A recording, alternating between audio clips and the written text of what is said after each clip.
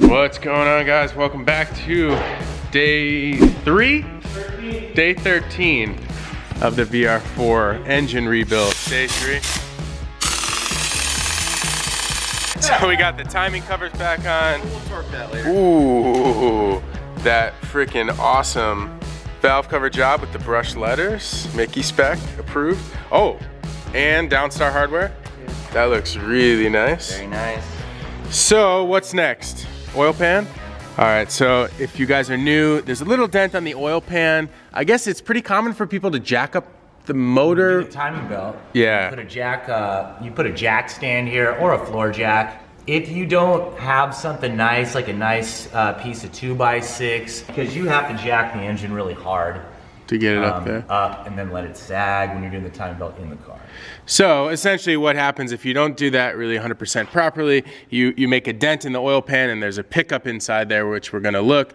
And the internet mechanics are saying that if the dent is big enough, you're gonna spin a bearing. To remove all this is basically just kind of 10 or 12 millimeter bolts all the way around. And then you also were saying that there's RTV that will kind of stick this whole thing on. So it might be kind of a pain to get off, but we're actually... There's no gasket. There's no gasket. It comes factory with silicone. Okay. It's a gray silicone.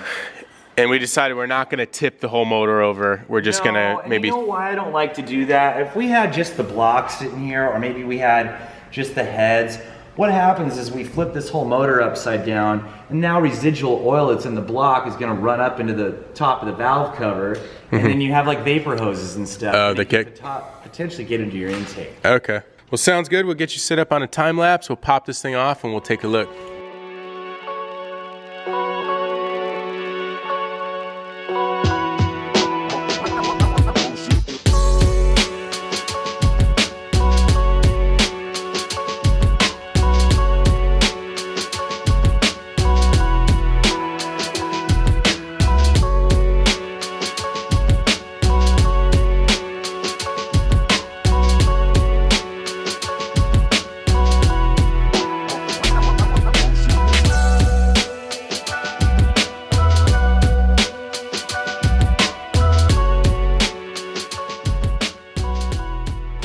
All right, so Josh got the oil pan off and you can see everything underneath here, and it does look like this actually was a little bit tweaked, and we'll go ahead and show you guys what the oil pan looks like, and it should be a pretty easy fix. I've heard of many people doing this.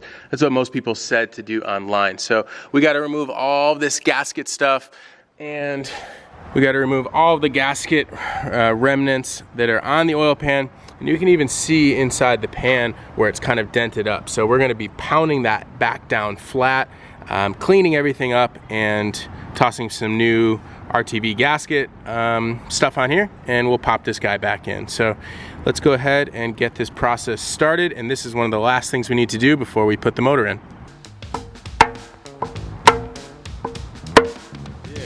We're making progress. Yeah, it's getting there. Here, let's see what the bottom looks like. Yeah. Oh, yeah. Almost there. Get a 2x4 in Okay. here.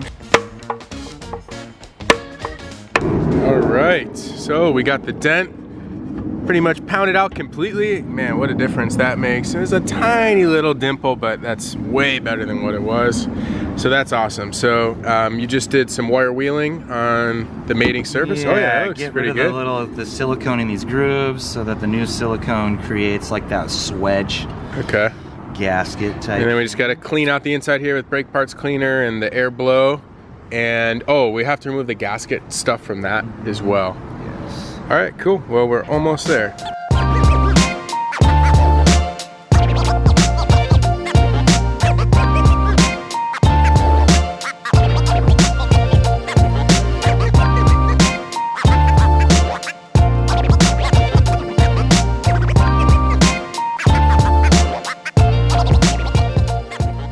All right, so we got that fresh silicone in there.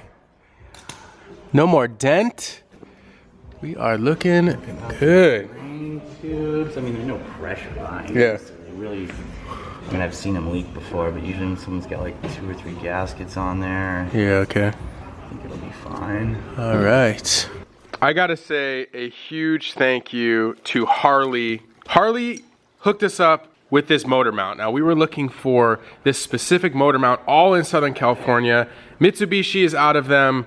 All the local auto parts did not have these in stock, and Harley actually overnighted this to us, which is amazing. So thank you so much, Harley. We really appreciate it. That keeps our project on track, and hopefully if all goes well, we'll be using these today and putting the motor in. So thank you again, Harley.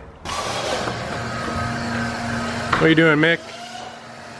I just cleaned up this alternator some more before we throw some silver paint on her. Alternator's in good working condition, so there's no sense in replacing it.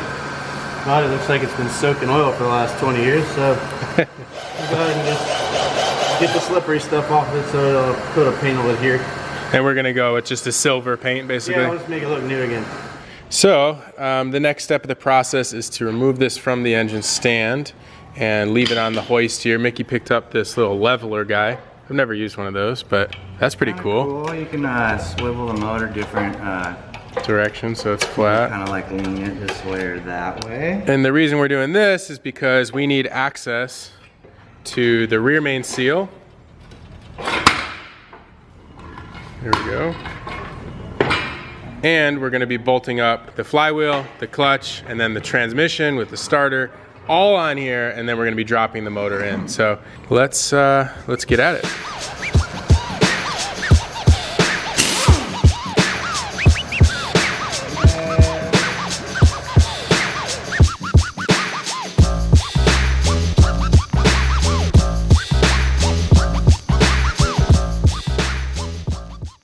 All right, guys, gonna give you guys a quick little update on the engine here. Josh just finished up bolting up the flywheel, the clutch, and the pressure plate is all torqued down and ready to go.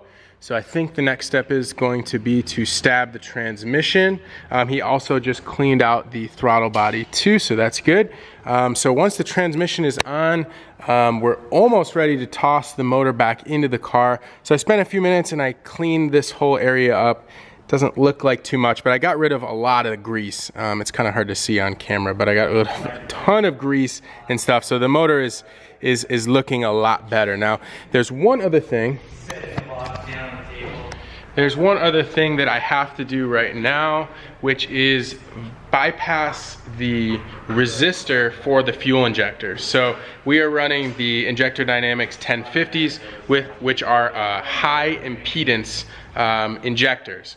This car runs low impedance, and it has this resistor pack here that plugs right in, and we're gonna be basically deleting this whole piece. So I need to cut these wires, short them together, solder them, shrink wrap them. Actually, I think I might ask Mickey to help me out with that. I know he just got some new materials to do that. So once we finish this, once Josh bolts up the transmission with the starter, I think we're ready to toss the motor in. It's getting very, very close. It's getting very exciting to getting this thing in the car. And then things are about to heat up because we got to get the car tuned. You know, obviously there's still a lot of stuff. We got to do the front mount intercooler. We got to bolt up the new exhaust. I'm getting tired just thinking about it, but it is awesome. We are making progress, boys.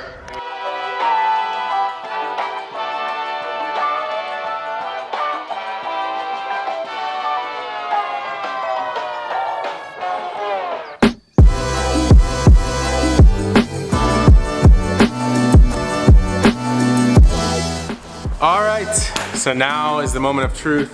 We're putting the completed engine transmission assembly back into the car.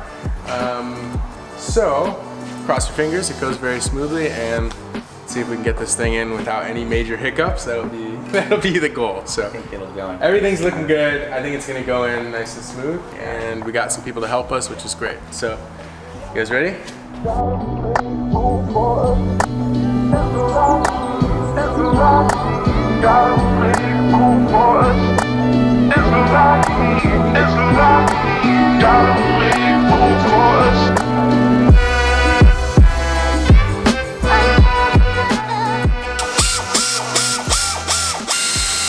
Oh baby, oh easy. That's it, boys. All right, you ready? What's behind the door? Boom! Dude, Look at that. We didn't make even one little Hell scratch yeah. on either thing, on the intake or the valve cover. So, I see you got the AC compressor back on, the power steering is back on, all the belts are on. Up over here, I just mounted the cruise control. All right, so tomorrow's projects include reinstalling the radiator, our new exhaust downpipe, and then we're gonna get to the front mount intercooler from CX Racing. We also have to toss in this DW 400 fuel pump and the Jester ECU that runs the chromed ECU software. So this is gonna be how we're gonna tune the car. You know, this in itself is quite a bit of work. So I think we're gonna have Ricky and Mickey tomorrow on this project helping us finish it out. And cross your fingers, by the end of the day tomorrow, we're gonna try to start the car.